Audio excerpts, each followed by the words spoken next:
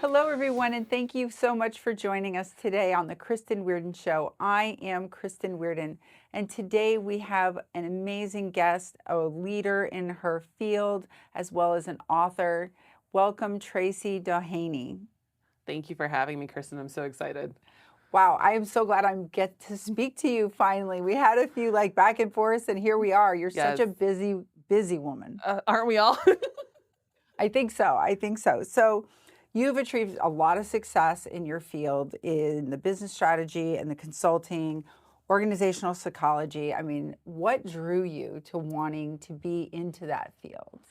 It really was a love of people and understanding the dynamics of people in business, from employees to leaders, and really just recognizing that there's something there that we tend to miss as we build businesses or as businesses grow, and it becomes all about the money and the profit, which are important, but it's the people that get us there, and we can't overlook the people themselves. So that's what drew me to it, because it really was a passion as to, let's listen to the people and not tell them what to do, but really put them in the spaces that they can help us grow this. Oh, that's great. Yeah. That's great. I find that anytime in business, I know as myself also in the entrepreneurial world, sometimes we're go, go, go, and we can be the HR nightmare because I already say up front, I mean, I'm a solopreneur mostly, and I have an assistant every once in a while, but it's probably the first time I haven't had one in years. But I always tell them up front, like, listen, I'm on my own.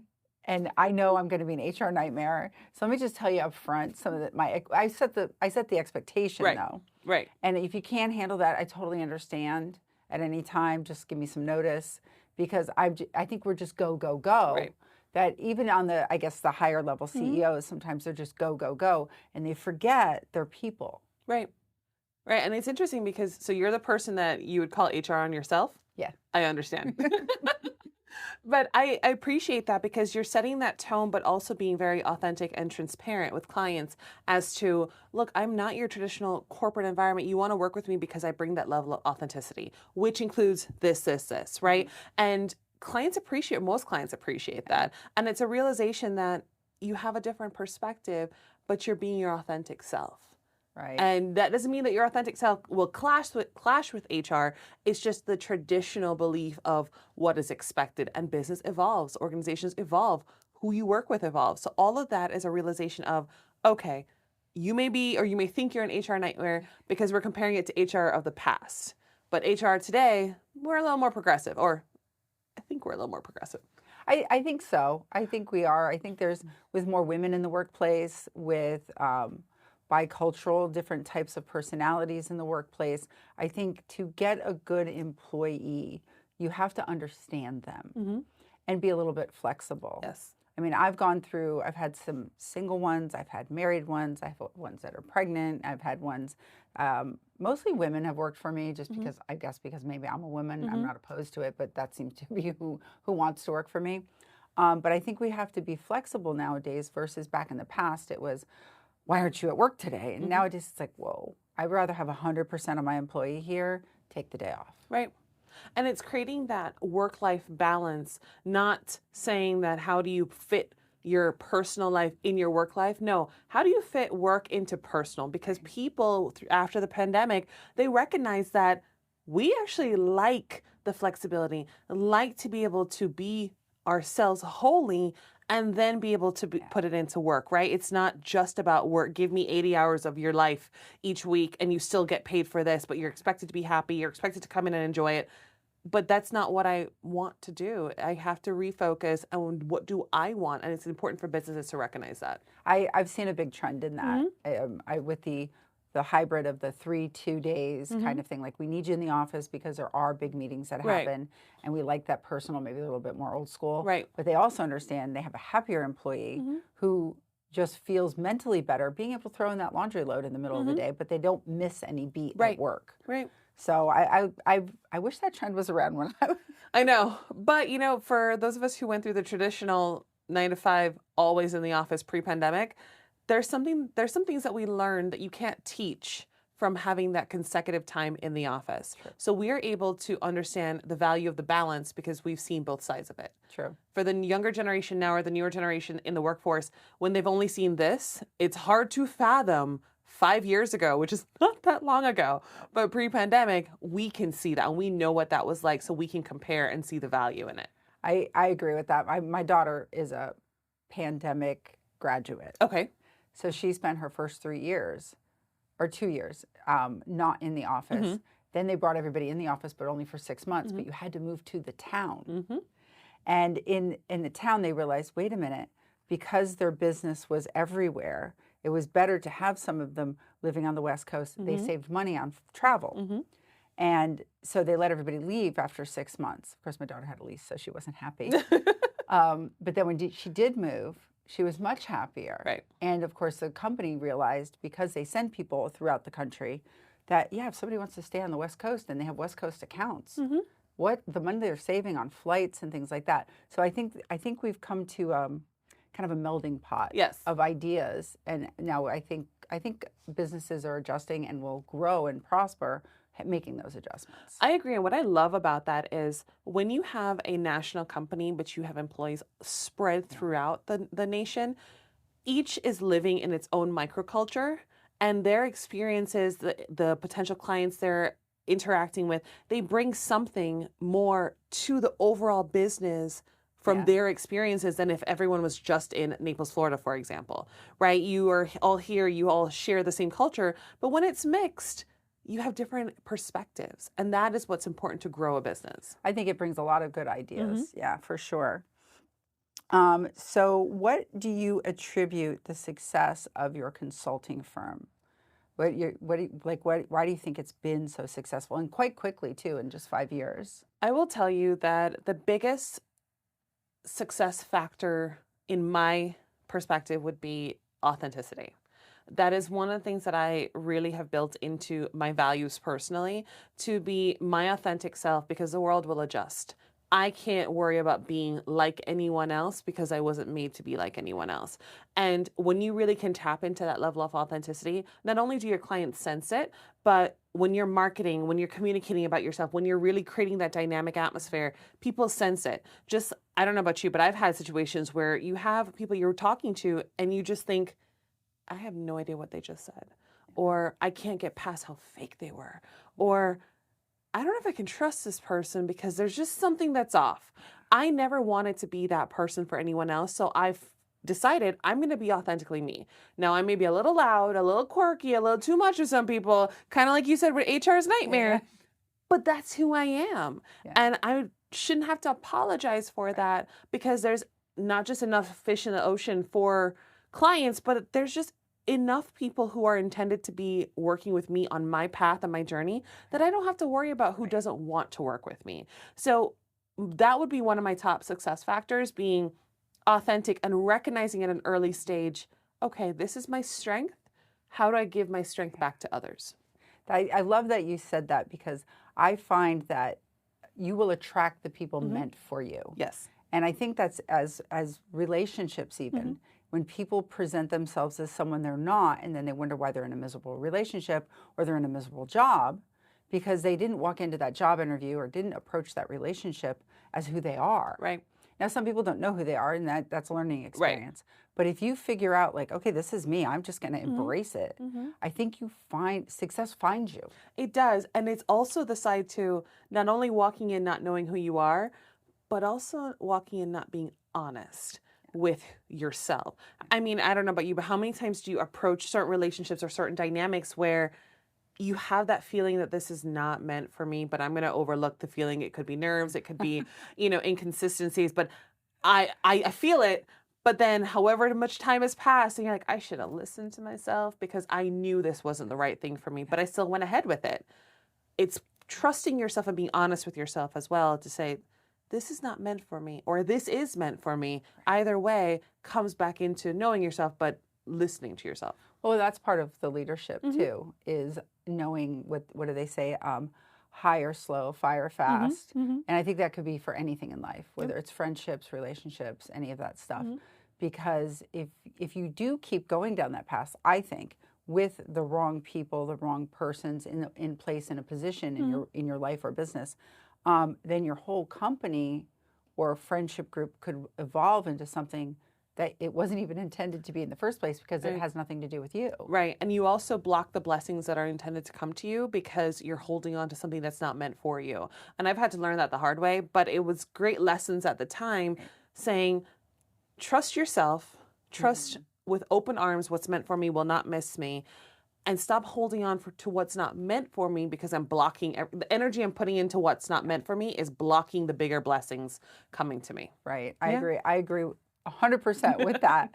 I've said that a lot of on my weekly classes with my coaching people. Be you, because nobody else can be you first. That's right. off, right? That's right. And then if you're not you, what's meant for you will come once you figure that out. And you don't have to like force things Right. either. Right. Isn't that amazing? Like once you figure that out, you don't have to force things. It just, It is hello. It's a beautiful space to be in. And I will be honest, it's hard getting there because I don't know about you, but I'm slightly a control freak. So you want it on your own time frame. You want it now. And that's part of the beauties in the waiting and the beauties in the journey. And I have to remind myself of that. Like, I may have big goals, but the journey is where I'm going to find the biggest blessings and biggest gifts because I'm meant to learn something in the waiting and in the patience and really where I'm at right now. I totally understand that. And I'm so glad that you said that because I think a lot of people need to hear that. Yes. A lot of people. So you have written a book. I love that you're an author. Thank you. So it's called Discovering Your Inner CEO. Yes. So I'm always curious, what makes people want to write a book? So Discovering Your Inner CEO is a woman's guided journal, and the CEO in it stands for Chief Emboldened Officer. Oh. And what I loved about the word emboldened when I first saw it in that mind space was it really was being bold enough to go for something you want. And how appropriate for the space I was in at the time to say, be bold, be fierce, and be unapologetic for what you want. Because it was put on your heart for a reason, and it may have been intended for you for that reason. So the journal was really a safe space for me to put my thoughts down with different activities that were fun, not just writing. Because if you give me a piece of paper to say, write down your thoughts, by the third line, I'm going to look at you and say, I'm bored. What else do I write? And I can write, today was a good day. And I'll write that every single day because I need stimulation. I need something to prompt me to think. So the journal was born out of my own work with self-awareness, as well as other activities that we all know, SMART goals, the Wheel of Life, etc., and incorporated into this as to a step-by-step that builds upon each other to really help women get to a point of answering the question, what do I want? Not what does society want for me, my family want for me, the business want for me, a job want for me. What do I want? Because that was my biggest struggle, answering that question. And it's hard because we think we know because we've done well in a job, we've been promoted, we're now married, we have kids. We think we know what we want, but when you really break it down, a lot of the things that you think you want are because you're filling a role. You're a mom, so I want my kids to be successful. Great, but that's your role. You're filling the role of a wife. I want my husband to do this or my spouse to do this. Great, but what do you want? What are the goals that you have deep down that you may not have achieved yet, but you may not have even realized were there, to your point of people don't know who they are. Right. What do you want? And as you build upon the prompts in the book, it really goes through asking those hard questions. And I tell women now, I appreciate if you want to buy it, but be ready for an honest conversation with yourself. This is not your fluff journey. You probably will cry. You'll probably sit in it and be stumped. Because when I was doing a lot of these exercises, and I've had women come back to me and say, I've made some big decisions because I've gone through the book and I realized the person I was pretending to be is so far from who I actually am. And that was beautiful because that's the intent, to really discover who I am, to be bold, to make decisions, to do what I want to do. I am so happy that we're having this conversation because I go through this, especially with my divorced people, or they've been out of a long-term relationship, or even some of the abusive ones, where they've just given up on even what kind of foods they like. And I have to walk them through in my coaching that journey of, I want you to go to a restaurant and pick something off the menu you've never had before, because they've either had somebody order for them or the kids, so they just think they love chicken nuggets, they really hate them, things like that, or they've given up on their hobbies because they ended up getting that big job, and now they feel burnt out. And it's like, what are you doing for yourself? What are you doing to replenish yourself? Right. And they can't remember the last time that they did that. And the next thing you know, they say, I like to run marathons. Okay, well, maybe we should start a running diary. Yeah. Where am I going to fit it in? We fit in the things we love. And we find time. We find time. Yeah. We fit in things we love, and we fit in the things that nourish us. Yes. Because when we're nourished, then we can go out and do either for our families or for our boss or for our job or more for ourselves. Right. If we just keep depleting or we forget what we even like to do, then it just makes it worse. And as women, society has in the past taught us that we are secondary, right? Because part of our natural state is to give. We are servant leaders by default. So when you're not supported to be reminded, say, you matter and what you want is first, you can't fulfill any other role unless the role of you is full, right? You can't give from an empty cup, like the saying goes. So that's where I wanted to get back to say, okay, we may be natural born leaders and servant leaders, but that doesn't mean that we are secondary, right? What we have to say matters. How we approach things is important. And we offer valuable insight that everything's about balance. You need different perspectives to thrive. No, for sure. For sure. So how do you define leadership? And how do you believe it can nurture and develop women? How do I define leadership? That's the first part. Yeah. I define leadership as being a personal definition to each person. Okay. And however, I firmly believe that leadership is universal and that any and everyone can and is a leader in their own right, as long as you inspire other people. That's, to me, the universal definition of leadership. Now, personal leadership is unique to you. I will tell you, my definition of leadership is that I'm helping others achieve more. That is the slogan for my company, helping others achieve more.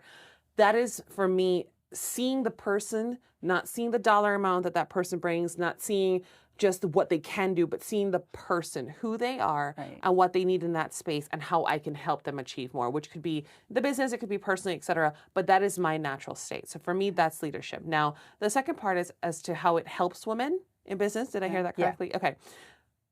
If women can truly recognize their own definition and how they contribute to their own definition of leadership, the world would be a better place. And I don't mean that for a cliche world would be a better place, but one of the most interesting facts that I found this year so far is, according to the UN's website, UN Women's website, as of January of 24, women in high leadership positions, there's such a disparity in gender inequality that women equality in highest levels of leadership will not be achieved for another 130 years. And that hit me like a rock in the face, saying, wow, women have so much to contribute to society. They have valuable insights. The way we lead, the way we nurture, the way we help other people is missing in a lot of these high-powered spaces. That's why we have so much conflict. And if we can bring women in to be that mediator, to close that gap, to help facilitate different conversations, to navigate conflict, we would actually progress a little quicker. Okay. But until women can, believe they can lead, know how they are going to lead, and understand what they bring to the table, we won't close that gap for that next 130 years. And I personally look at that as a challenge to say, no, we're gonna make that a little less than 130 years, right? Now, the world has to be ready for it, but women have to be ready for it too.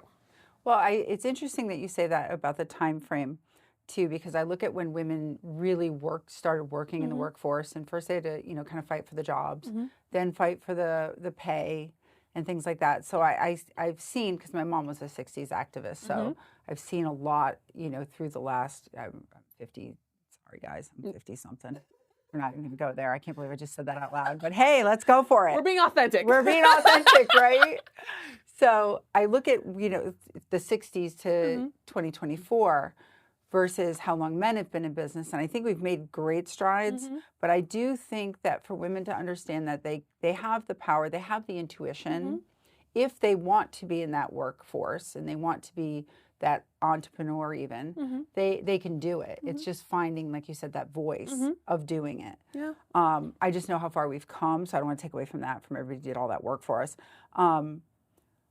But now, we're at that next phase where they can say, I'm going to get that job. I'm going to run that company.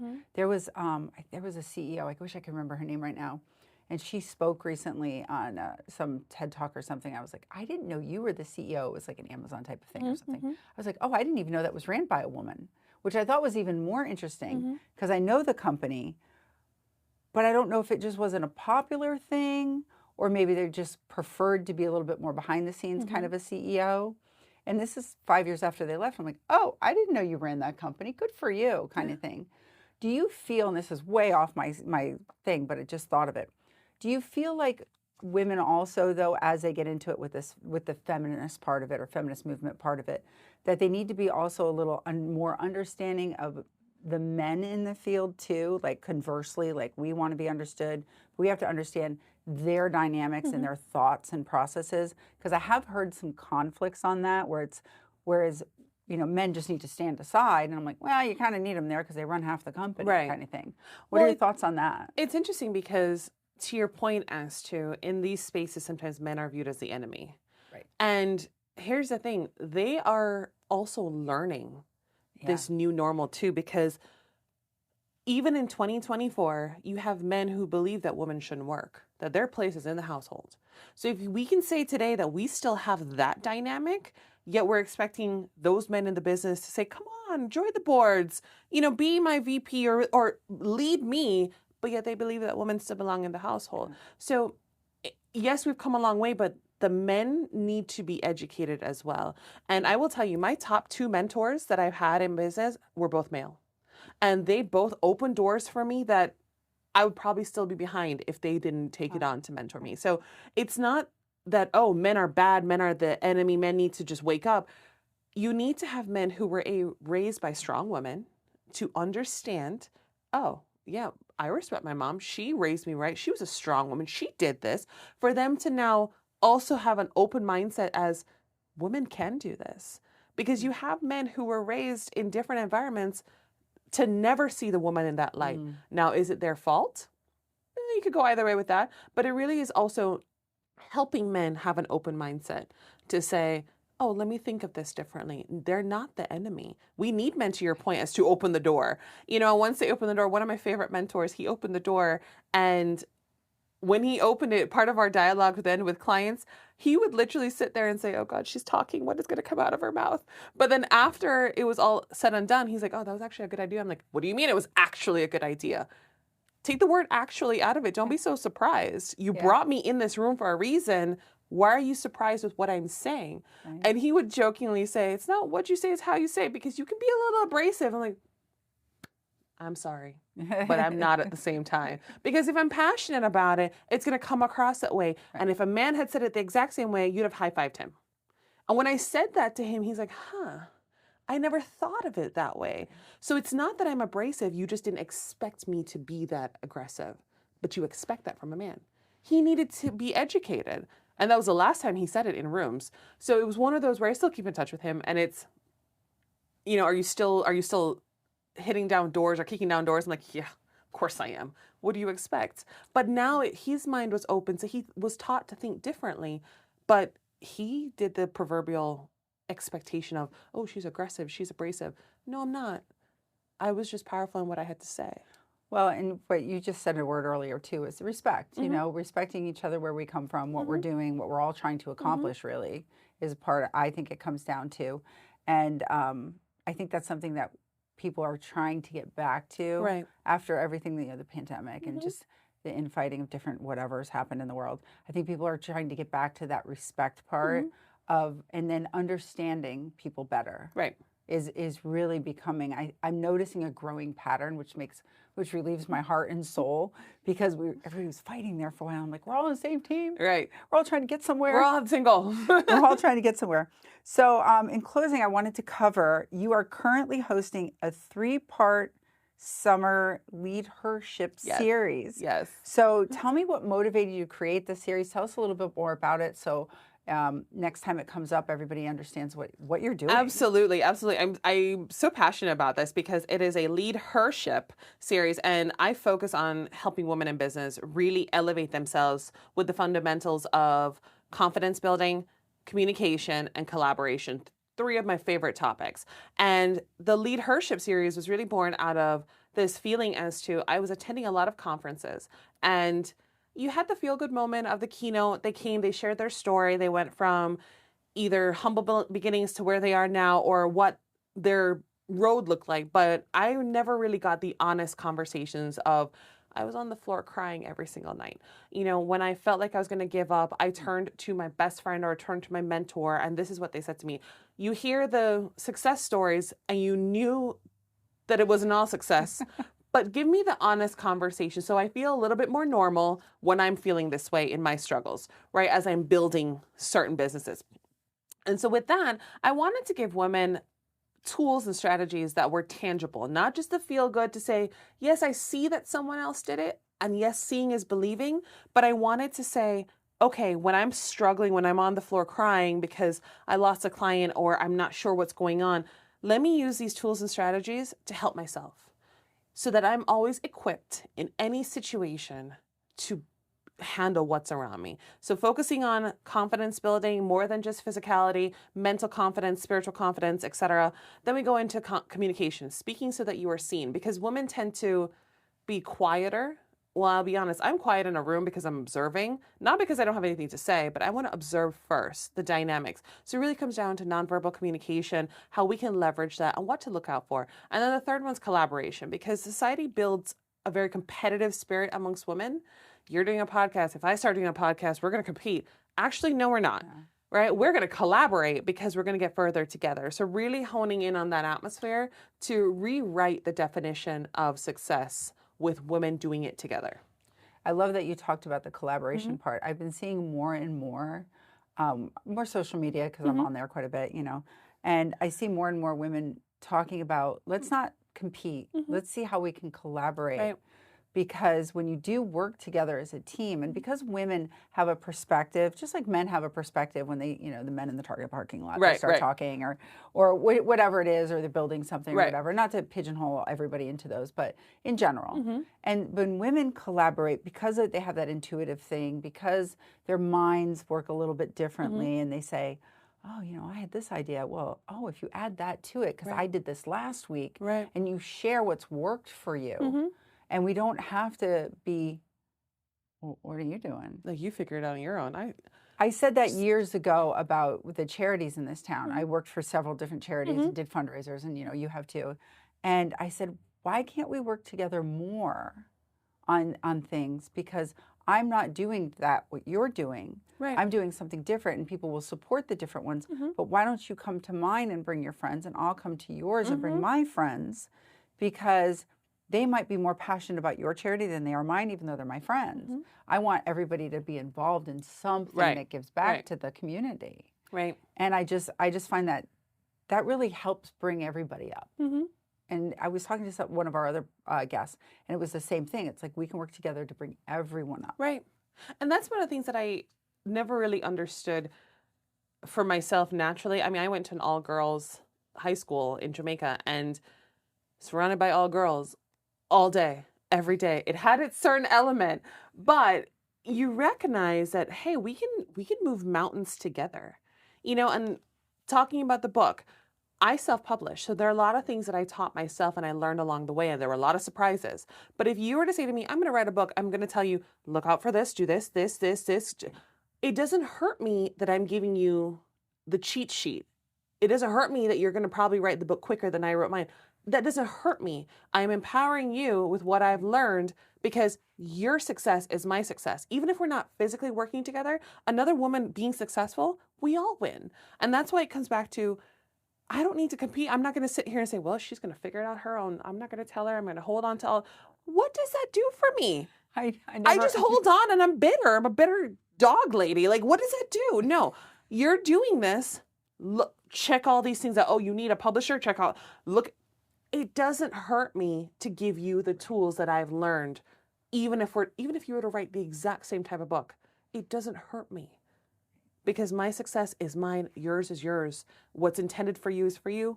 What's mine is not going to miss me. And that's where I really want to get back to understanding that we are all going to win when we all recognize that we can win.